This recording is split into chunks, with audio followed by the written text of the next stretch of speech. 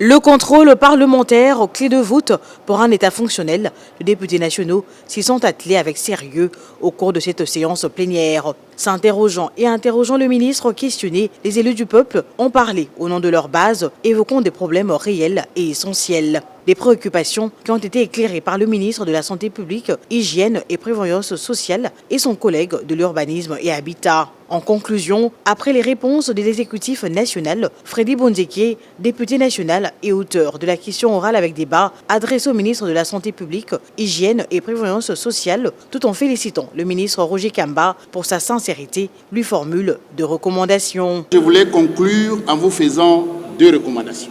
La première recommandation que je voudrais formuler à l'endroit de Monsieur le ministre, c'est d'écouter ou de travailler sur base des informations de terrain.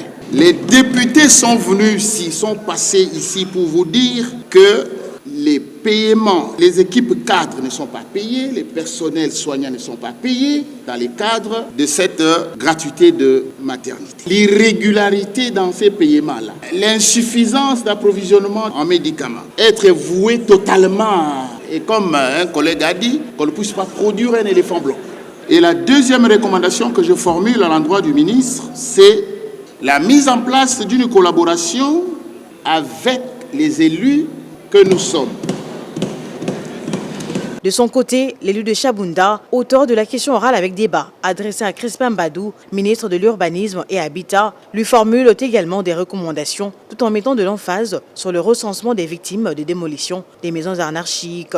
Je vais commencer par recommander au ministre de recenser les victimes de démolition des maisons, surtout qu'ils ont eu à bénéficier de toutes les permissions possibles de l'État congolais, que ce soit les avis urbanistiques, que ce soit les permis de construire et tous les documents légaux, ces paisibles citoyens les ont obtenus. Et donc on doit commencer d'abord par les recenser tous afin de les indemniser. Deuxièmement, nous recommandons à ce que ça ne soit pas seulement une promesse théorique qui va se limiter ici, parce que nous allons suivre toutes ces recommandations ici. Il faudra que tous les agents et fonctionnaires de l'État de votre ministère qui se sont évertués à racketter la population soient sévèrement sanctionnés. Je voudrais vous recommander, à l'ère de la nouvelle technologie, l'administration n'est plus physique. Il faudra chercher à moderniser votre administration par la mise en place d'un portail numérique. C'est sur une note positive que s'est clôturée cette séance plénière qui annonce déjà les couleurs de 45 autres questions orales avec débat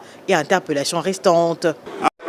Lui-même a déjà eu à l'occasion des réponses qu'il a données à la plénière démontrer comment il faudrait, en termes d'urbanisation ou de, si vous voulez, des corrections à apporter, ça et là, il existerait même selon lui un plan, si pas de stabilisation, un concept bien en place pour la ville de Kinshasa qui existe.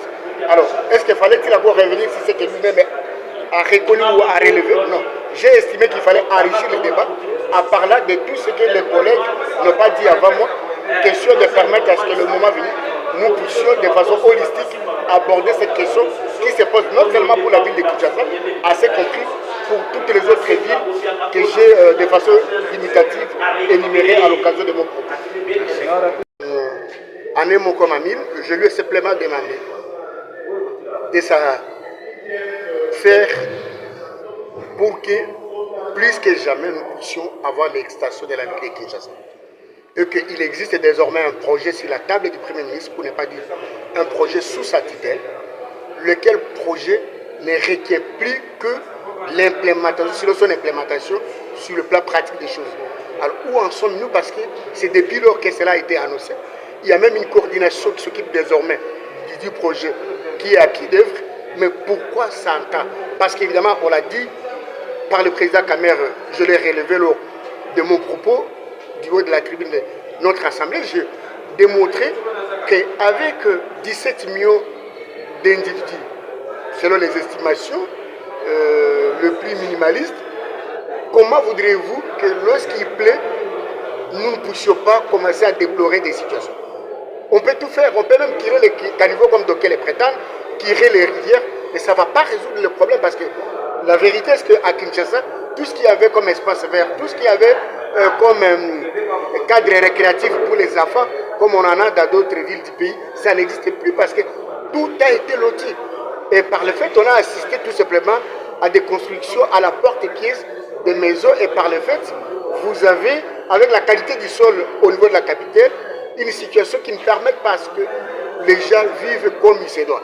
Et la réponse, sinon l'alternative, comme l'ont fait d'autres pays africains, j'ai cité l'Égypte, ensuite le Nigeria, pourquoi pas envisager cette possibilité d'extension de la ville de Kinshasa et que par le fait, parce qu'il existe désormais un projet, pourquoi l'implémenter et pourquoi doit-on attendre? En plus de ça, depuis lors, on est autour de 20 milliards de dollars par rapport au budget.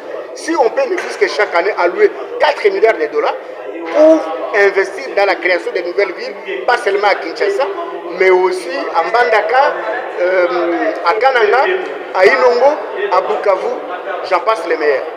Merci. On va vous parler plus des